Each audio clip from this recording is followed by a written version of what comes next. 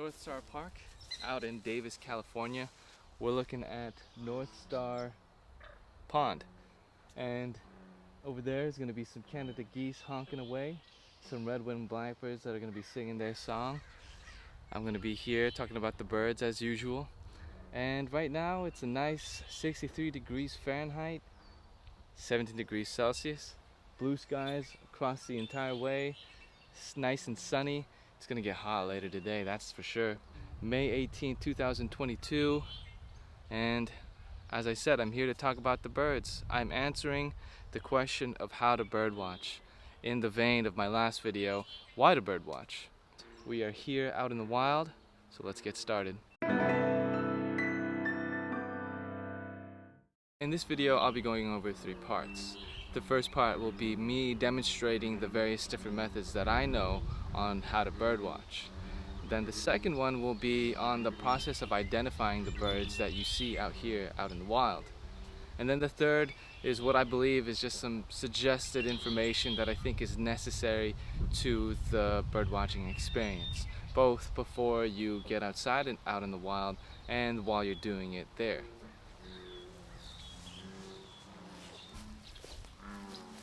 So the reason why I'm getting low to the ground is because I want to demonstrate the various different methods of bird watching. And I've tiered them off into 3 parts, and they don't concern the experience level, but rather the cost of that experience. And the first one is going to be just getting outside, out in the wild. Get outside, start walking around, get low to the ground, and see what you can find.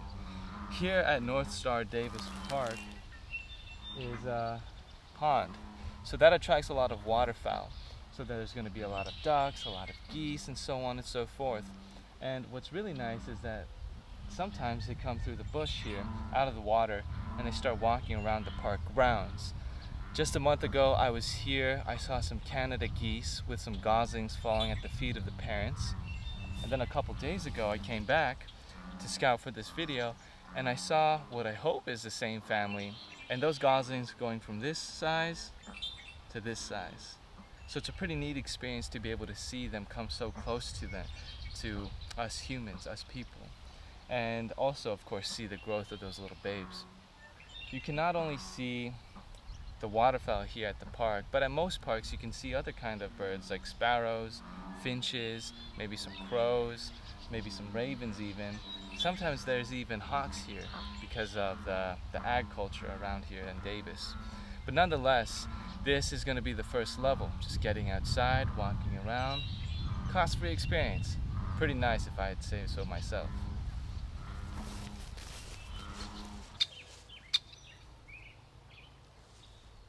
The next level is going to be using some kind of scope, so that way your view can be brought closer to you. And here I have binoculars. This is the Nikon Trailblazer. Now, the reason why binoculars are on the second level is because I've seen some as low as $10. I wouldn't recommend getting $10 binoculars, but I definitely wouldn't recommend getting $1,000 binoculars too, unless you could afford it. This one here was around $89.99. I ended up splurging on it because I had some REI dividends, and yeah, it was a nice way to offset the cost. There's a spider that just flew to my hat. Okay, but what's really nice about binoculars is that it brings your view close to you. So if you have something that's up and close, you get a nicer view. Oh, like this red-winged blackbird right here. I wish you could see it, but it's really cool because this bird is no more than 10 feet away from me. So as I see it through the binoculars, I get to see a finer detail of their physical characteristics, from the beak size, the coloration of the feathers, and all the nice fine details in between each little feather. The plumage, I could see the detail of the plumage far greater. So that's pretty cool. Get some binoculars. Level 2, level up. Let's keep going on. Okay, I think now is as good as time as ever to talk about the next level, which is a good contrast to the first level, because the first level was a free experience, but this last level is going to be the most expensive one, because pertains to camera gear. And we got that family of Canada geese that I was talking about with the goslings that followed at the feet, right? So now is a nice opportunity for me to get back down low on the ground and see if I could take a nice photo.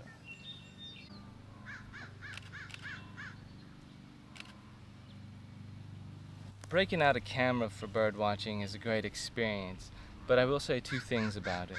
The first is that it can get really expensive, especially when you're buying a camera body that has no fixed lens. So then you'll need to buy a new lens, then you'll need to buy a battery, and then you'll need to buy an SD card, and then you have to have a computer or a laptop that's able to process your photos or your footage.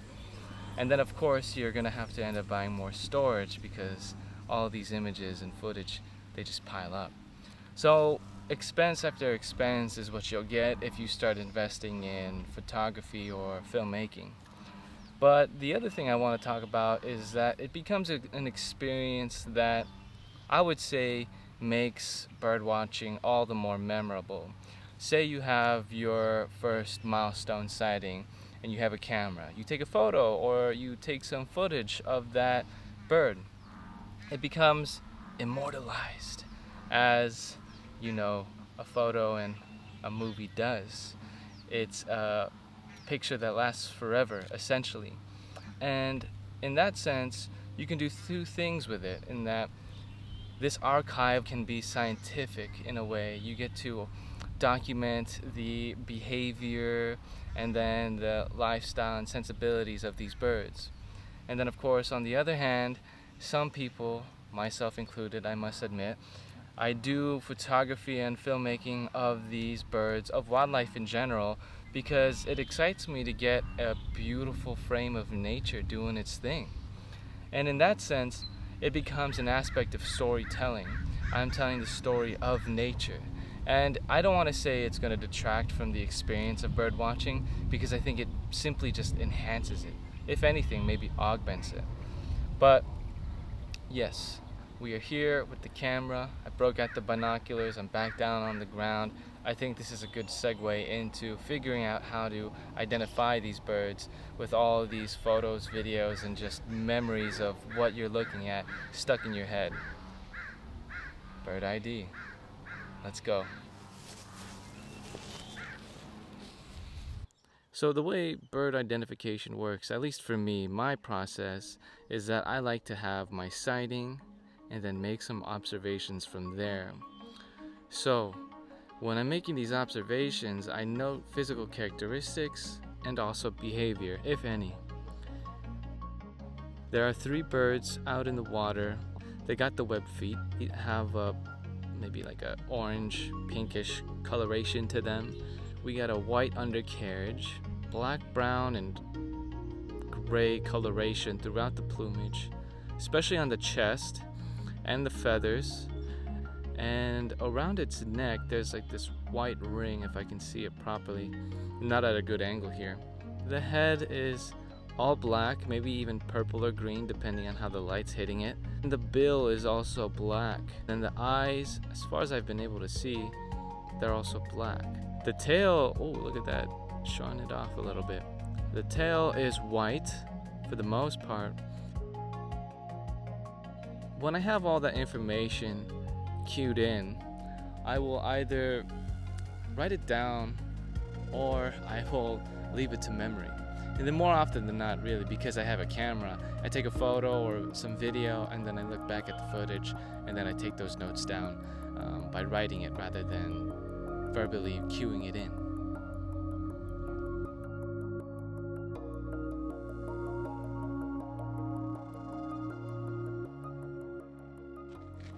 So the next step on the bird identification process is to take those observations and pit them up against some sort of repository. So that way you can cross-match that information that you gathered with an established guide.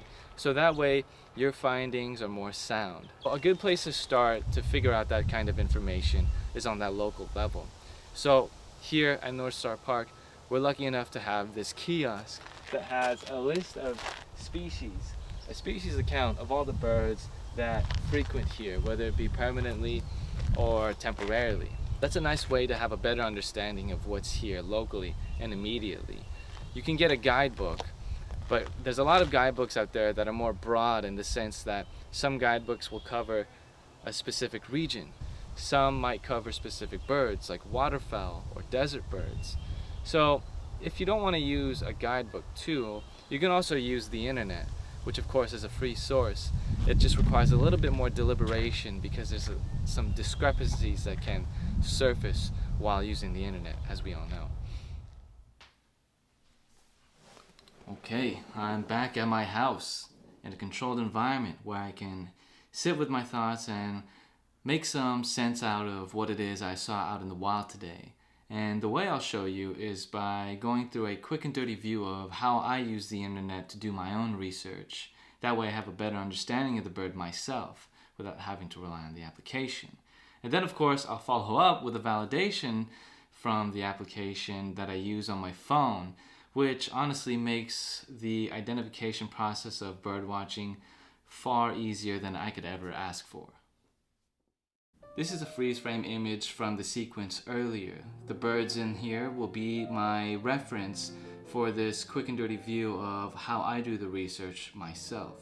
Of course, I'm going to put duck, and I actually already started the search, so let's look at what I got here. Duck with purple head, brown plumage, black eyes, white tail. Let's do that. Okay, looking through the images, maybe I can get some cross-reference here. Mallard looks kind of interesting. It does describe the body at least, especially the tail and then the legs, the feet, but the head is green, although it does have a dark, maybe bluish tint to it. We'll have to come back to that later. Let's see what else is in the search. American black duck identification, let's click that. This is all about birds from the Cornell lab. This is not my bird. Beautiful bird, but the undercarriage is far too brown. Let's see. Confusing domestic ducks, huh? Well, identification can sometimes be quite confusing indeed. So what I'm gonna do is I'm going to readjust the terms of my search.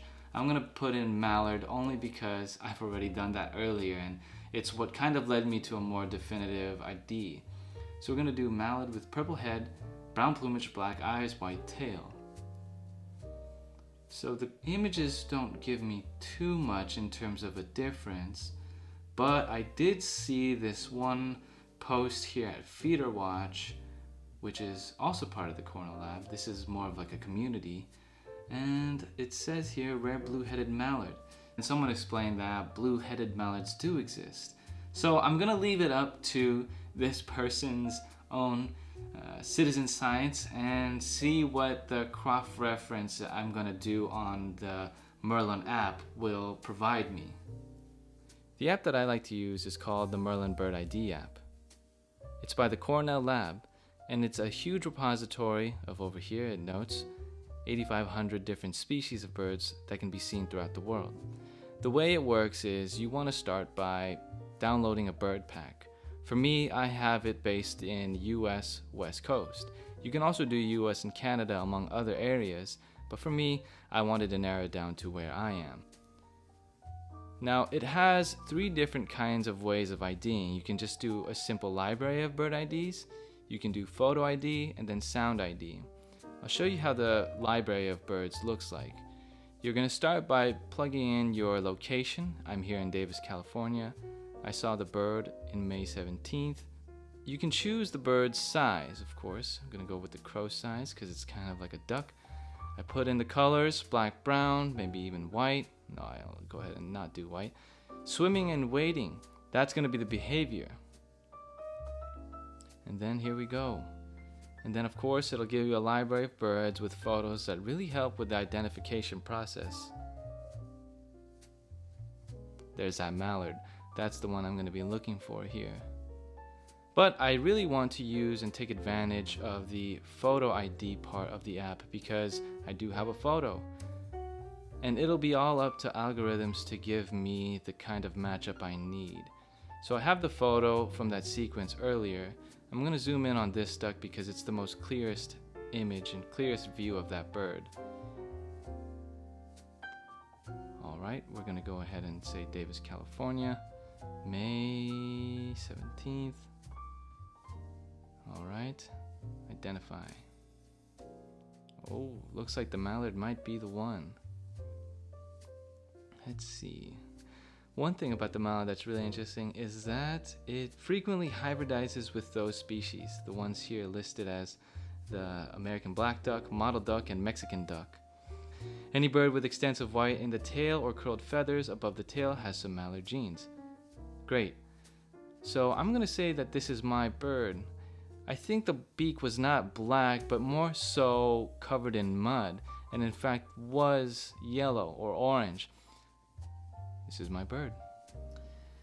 In conclusion, we can see the fickleness of the identification process. Sometimes the findings may not be entirely sound, and it just requires more research to be done.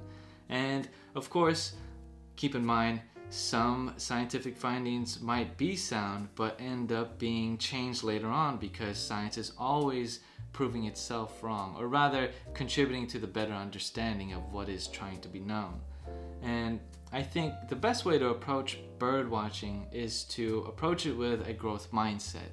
Now, it's okay to not know all the birds, just like how it's okay to not know all the things about nature and how it all works. What's most important is understanding that there are two sides to it that are equally important. There's the scientific side, where bird watching is the documentation of these species' existence.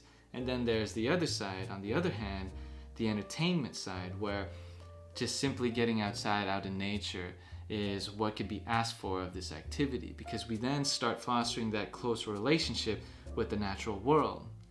And with that being said, the last thing I want to ask you to do is to get out there in the natural world and start fostering that closer relationship with it, that closer understanding. And until then, be safe. I'll see you out there in the wild.